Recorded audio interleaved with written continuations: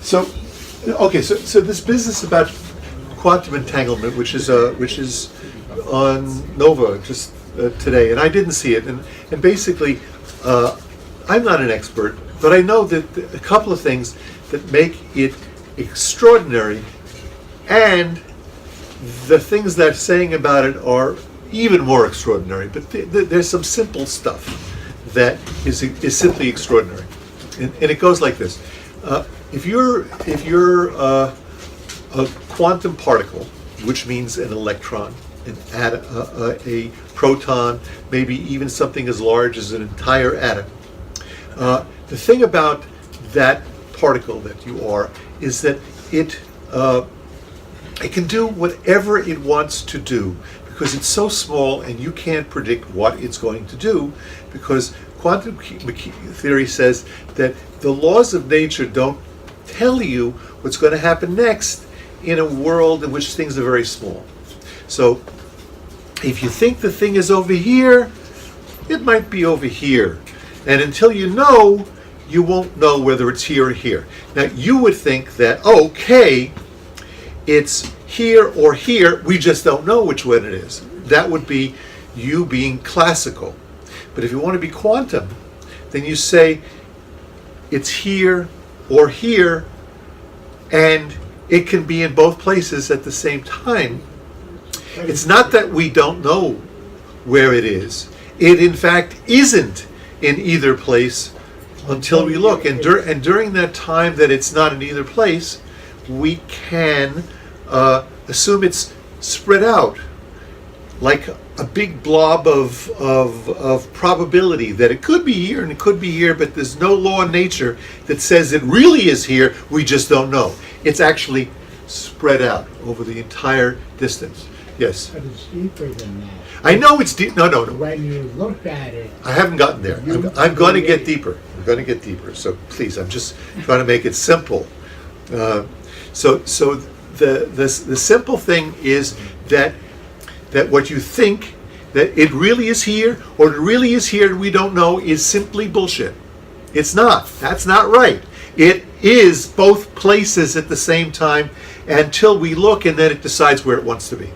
Okay, in the act of looking, it becomes one thing and not the other. Now let's say that so that's quantum mechanics, really. In a nutshell, it means that things can be anywhere. Take two things now, okay? Now these two things are, let's call them entangled. That is, they were born from each other. They're twins. One is a left-hand twin, one is a right-hand twin. They are twins. Now we take these two twins, okay, and we take them, and we take one of these twins, and we put it somewhere around here, and we take the other twin, and we send it off far, far away down the tube, as far away, London, Paris, Moscow, Andromeda, 10 light years away, 100 light years away. It do take a while to get this thing there, but actually, if you want to do it, the thing could be a beam of light, for that matter. So you send, because that's a thing, light, particles, they're the same thing, quantum mechanics-wise. So you send one twin this way, you send one twin this way. Now, here's the thing. You don't know what this one really is until you look. Okay? It could be a left, it could be a right.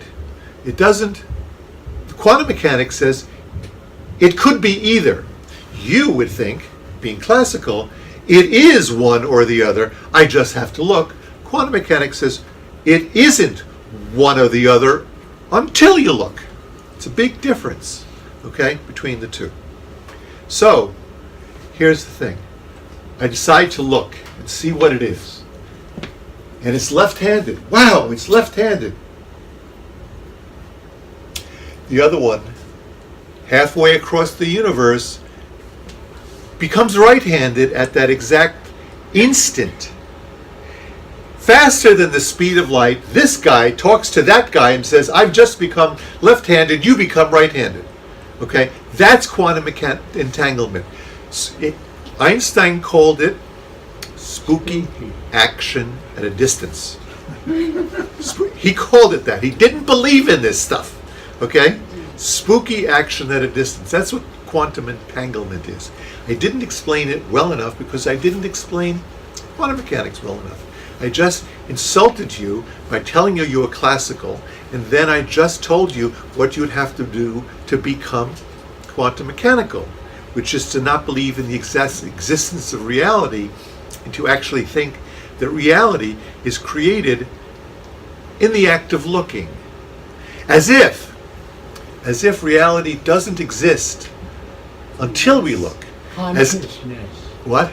As if, and this is really even crazier, as if consciousness creates reality, that without the looking to see whether that thing is left or right, it isn't either left or right. It's the fact that I care and I look at it and it becomes left or right, that the other one responds to my caring by becoming the opposite halfway across the universe.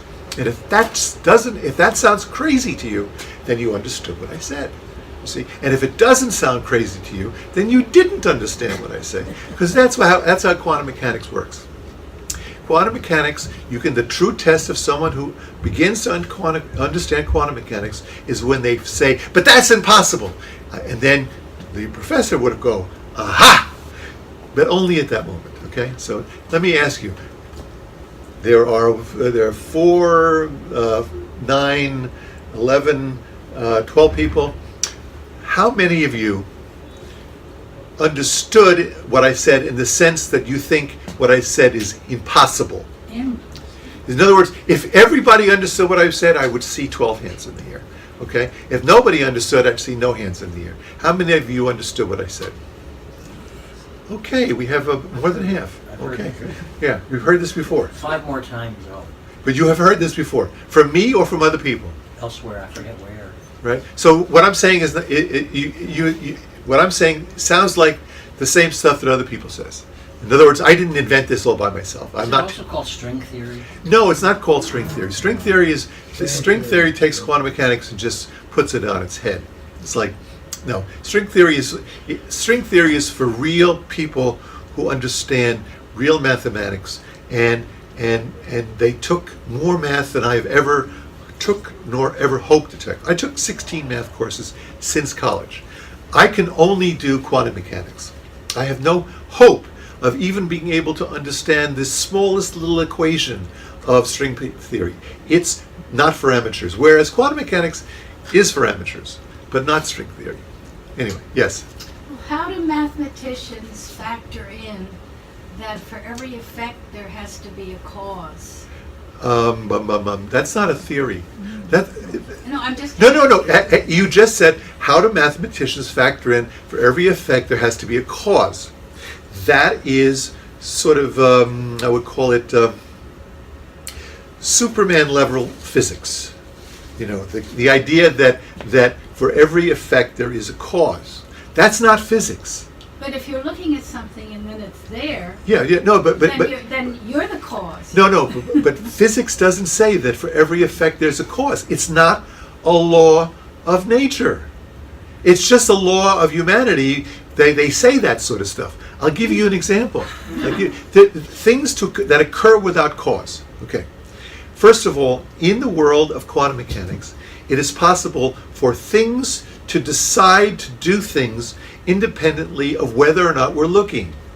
Okay, for example, every one of the devices that you have in your pockets has something called a tunnel diode. And a tunnel diode is a diode which lets electricity go in only one direction but not the other. So it stops the electricity from going this way, absolutely, unless it wants to anyway. And then it goes through. Why does this electron decide to go through when there is in fact a barrier that prevents it from going through it? Because all I can say is it wants to. There is no cause, and it certainly doesn't have a brain, okay, to make that decision. Nevertheless, things happen without cause. They happen because of probability. Things happen, there's a probability that anything can happen. That's the law of nature, not that things have to have a cause. That's just common bullshit. Okay? That's why you don't really need a God. Because all you need to have a God is to dispense with the idea of a prime mover. And once you dispense of a need for a prime mover, who needs God? So That's what he Einstein is. had to get beyond that then. What? He had to get beyond. He had to get to the point where he was saying Einstein- there's no such a thing as a prime mover. Einstein never believed in a prime Cause and effect. but he did believe in he couldn't quite buy quantum mechanics, even though he got his Nobel Prize for quantum mechanics.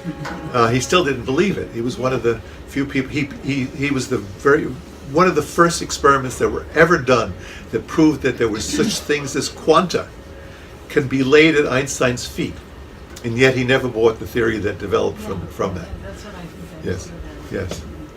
If I can try to explain it. You want to try to explain it? Well, I mean, I saw they started out in 2 observatories a distance, and they were viewing 2 spots in 2 different places, and the object was to see if there was any connection and what the probability was.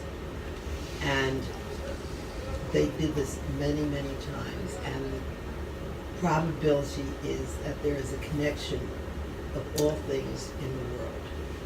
And Einstein, the unified theory is Einstein's concept, the classical theory, and then Niels Bohr had a theory of quantum. Right. And so, I mean, this is an hour thing that I'm trying to explain. But they did all these experiments, and things are like a blob until you perceive it, and then it becomes Resolved. something specific. And it has a relationship to something else somewhere in the universe that is also specific. And they did any number of experiments, and they have proven that there is a relationship, entanglement, everywhere in the universe, and it is also a possibility that this universe that we are looking at has no reality. This is our perception of it, and that the universe is really made up of entanglements. Okay, so what you've said on one level is the universe is made up of entanglements. Now, I said that these 2 particles separated by who knows how great a distance can be entangled. And I made sure that I said they were teeny itty bitty particles. And what Elaine is saying is, oh no, you don't have to use teeny bitty particles. How about everybody in the room? How about the fact that everybody in the room is entangled with everybody else in the room? I'd have to explain what that means, but at least I've explained what entanglement meant. So if the entire universe is somehow entangled with the rest of the universe, that would make you all sit up and think, well, gee, there's no reality. It's just about our own perceptions. Now that without going down the rabbit hole that Elaine went down, and the rabbit hole apparently that the NOVA program that she saw, that I did not see, went down. The idea that reality is created by our own conscious mind is not the only interpretation that you can have. I spent 20 years literally of my life thinking that was the only interpretation, and I was having a very good time in my new religion that I had just invented for myself, that used the fact that my conscious mind was creating all of you out there. But it turns out that was the idea of that was put forth in by a guy named Schrödinger, who in fact invented quantum theory out of whole cloth. He wrote Schrödinger's equations, which were so cool that I once met a woman who had them tattooed on her back. Okay? They are, if you will, the most important equations in all of physics. And you could assume that they explain everything. And the way that Schrödinger explained it, without going into too much detail whatsoever, you may have heard of Schrödinger's cats. I'm not going to tell you too much about or anything about it right now. But Schrödinger's cats created a conundrum that forever people have been trying to solve. But it turns out that after Schrödinger came up with that, somebody else put together a list of things that weren't solved by Schrödinger's cats, and he called the book Schrödinger's Kittens. And instead of having one theory of quantum mechanics, he had 8 new ones. Okay? So, while quantum mechanics, quantum entanglement, is in fact part of the Schrödinger's cat explanation of quantum mechanics, there are other equally crazy explanations. They're all crazy, believe me. But there are equally crazy explanations that don't need to go down the route of explaining reality as being a figment of my conscious mind. And believe me, I'd love to sit here, and I will maybe even sometime, maybe even now, explain to you how that works.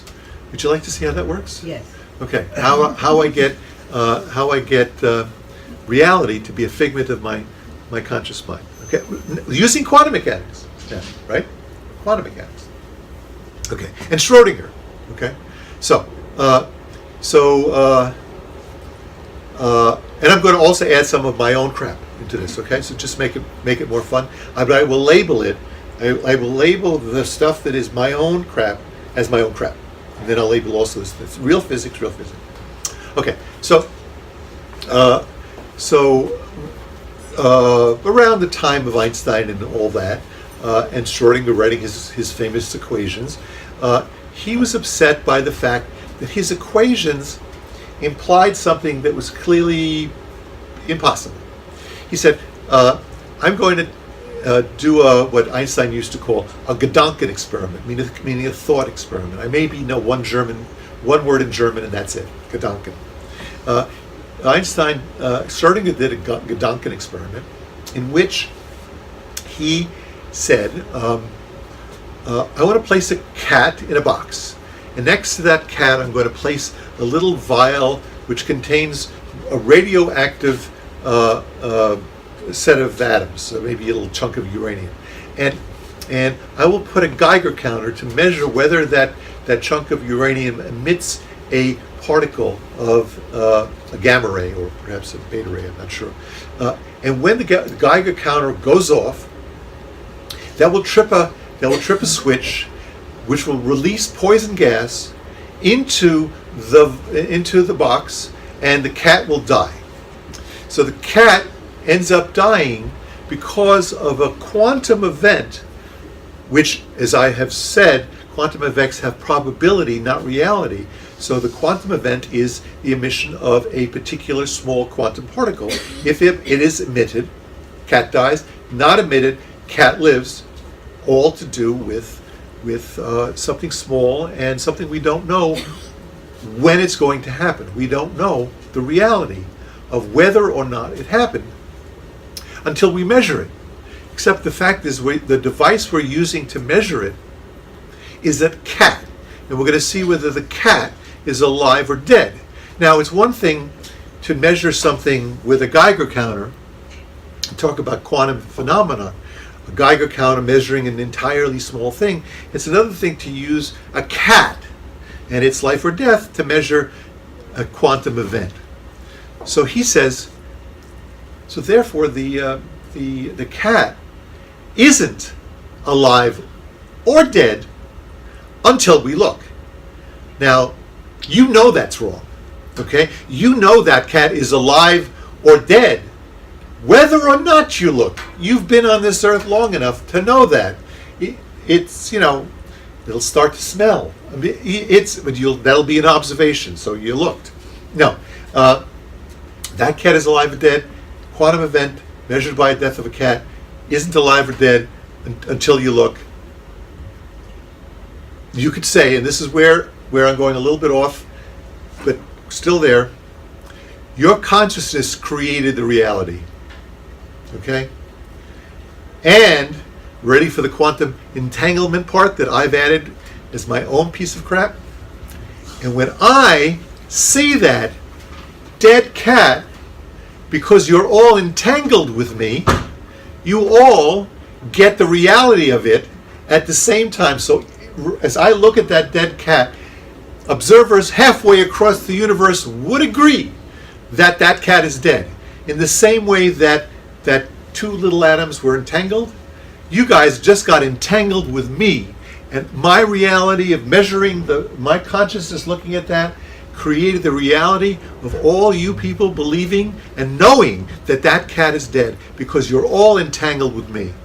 And if you think that's right, you should have joined me 20 years ago when I went down this path for about 2 decades until I found quantum and Schrodinger's kittens, where they came up with ways that I didn't have to bring you guys along in my consciousness in order for the cat to be dead anyway and for you guys to agree. So does this help a little bit? See, I believe in quantum entanglement. The entire universe agrees with my conscious mind. My conscious mind is entangled with all of you guys. And if you think I believe that, then you're wrong. I don't anymore. Well, The problem with all this is, Yes. in 30 seconds, all of this information is gone. Because there's no way for me, as a person, to lock it in. Yeah, you can't lock it in, and I get it. I get it. It's just... But is there? that doesn't mean it doesn't. It doesn't mean it doesn't. No, I agree. It's just, but my personal observation is as you recite it, it's interesting, but as soon as you stop reciting it, it's gone. How about this? Go ahead. You're telling me that stuff is true. Okay, this is a screen. It's true, and you think that's reality. Okay, and so I ask you, how do you know it's a screen? And you're about to explain to me how you know it's a screen in some sort of detail which will make it real for you. But you forget one thing. You're doing two things as you discuss that. One of them is, the main one, is you're using your conscious mind, and the way you're explaining it to me is because you're using words. Now, if you were a cat, and I asked you the exact same question, and you and the cat would agree that not walking to this board, okay, the cat can't explain it to me. So I insist that for the cat, this board doesn't exist because he can't explain it to me. You're going to explain it to me, and I say, fine, that's your reality. You explained it to me. But if you were a cat, you can't do it. You can't do it. So I'm saying that reality exists in your words and no place else, in your conscious mind, because it exists in your conscious mind as words. I'll take somebody in the back. Okay. If, however, the cat would jump at the board. He'd hit it and fall down. But that is not an explanation that he understands how to say it, but it is an existing vestige of reality. The reality of the cat smashing into the board when he jumps at it is my reality because I have the words. The cat knows to avoid it, but he doesn't have the words. It's a very delicate conversation to try to separate reality from words. Because when you explain anything, you're using words. And if you try to... Doesn't go anywhere. It doesn't go anywhere, okay? So you need the words, and so it's really hard to separate what we're talking about from the words that are explaining it. The cat doesn't have the words, neither can I interview him to how he feels about the reality of this thing. I know he's going to avoid running into it in the future, but I just think that it's a reality which now, I say, exists in words. Wait, yes? Going back to the tiny particles, the electrons or the atoms, where this one affects that one out there someplace, Yeah. what does that get you in terms of how you view the universe? Do you understand black holes? Do you understand the Big Bang? What does that get you? Well, black holes are explainable these days using quantum mechanics. I'm talking about entanglement. Yeah. Explains all your computers. Even entanglement, when Hawking has this radiation going on, Hawking radiation and black holes evaporating, which is a thing, that happens.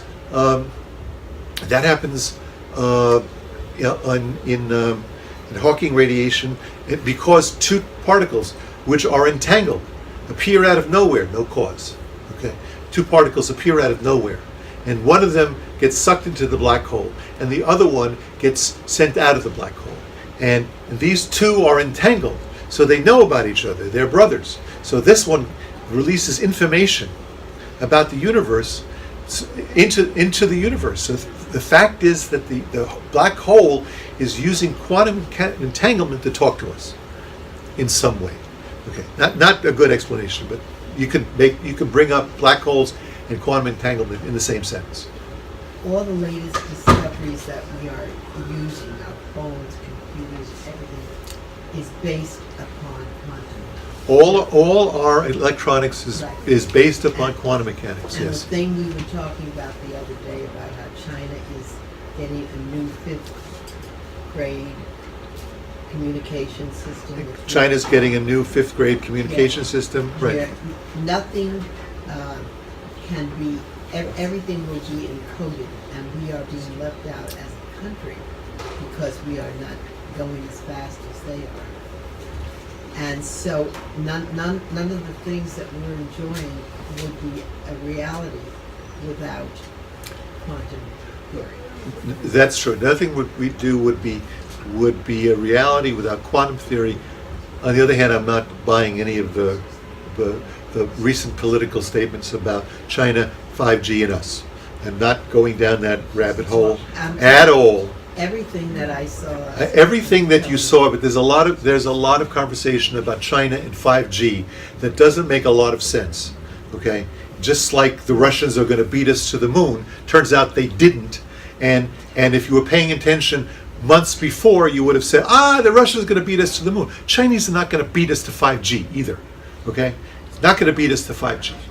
I don't know what the story is that you're hearing, but it's just a story that's being told to get us a little bit crazy.